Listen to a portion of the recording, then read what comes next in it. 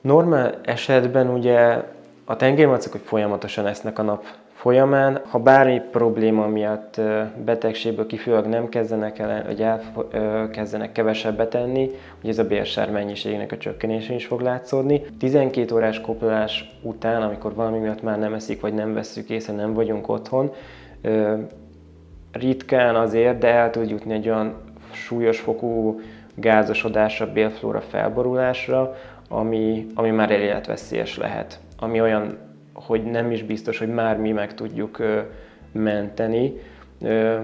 Reálisan, hogyha ezt tehát hétköznapokban látjuk, ha aznap látszik, hogy nem eszik, akkor mindenféleképpen el kell hozni. Tehát egy növényevőnél egy néhány órás nem evés még biztonsággal kibírható, de ha már egy 12 órát nagyjából nem eszik, akkor ott már nagy bajok lehetnek akár bélrendszerben.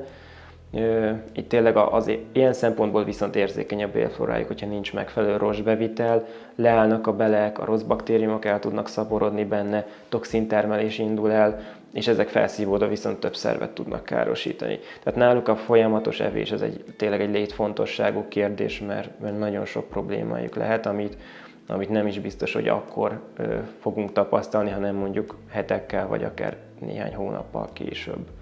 Tehát reálisan azt mondanám, hogy ha egy 5-6 órát nem eszik, már nem jó, tehát az se jó, de ha azt látjuk, hogy reggel elmentünk és délután hazamegyünk és nem evett semmit, akkor mindenféleképpen hozzuk.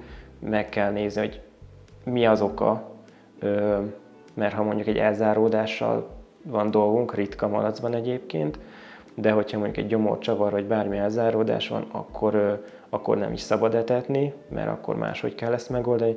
De a nagy általánosságban muszáj elkezdeni akkor nekünk mesterségesen táplálni fecskendővel őket egyszerűen, mert egyszerűen a bélflórájuk nem fogja kibírni, és csak utána magunk ellen játszunk már. Sok betegségnek az első tünete lehet a takarmány visszautasítás. Ez mondjuk egy ragadozó húsevővel ellentétben, ahol mondjuk egy kutya-macskánál jobban tolerálnak akár egy napos éhezést, tengeri malacoknál ez sajnos nem így van.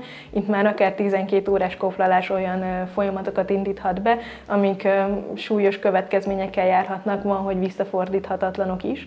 Úgyhogy itt nagyon figyelni kell arra, hogy mindenképpen, hogyha takarmány visszautasítás van, akkor minél hamarabb állatorvoshoz kell őt juttatni.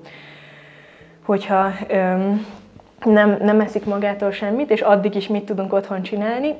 Vannak olyan speciális tápok, mint például az Oxbow-nak a Critical Care, vagy a Troventnek a tengeri malacos tápja, amelyek meleg vízben feloldva megfelelő beltartalommal rendelkeznek, és ezt fecskendős kényszeretetéssel be lehet juttatni a tengeri malacnak a szervezetébe. Amivel nem érdemes próbálkozni, az az, hogy otthon leturmixolni akár a kedvenc zöldségeket, gyümölcsöket. Ennek nem megfelelő a beltartalmi értéke, magasabb a szénhidrát tartalma, felpuffadhat tőle a tengeri malacunk, még akár súlyosbíthatjuk is vele az állapotát, mint hogyha nem adtunk volna neki inkább semmit, illetve nem megfelelő az sem, hogyha lereszeljük neki akár ezeket a takarmányokat, és megpróbáljuk a szájába juttatni, mert nem fog úgy hasznosulni.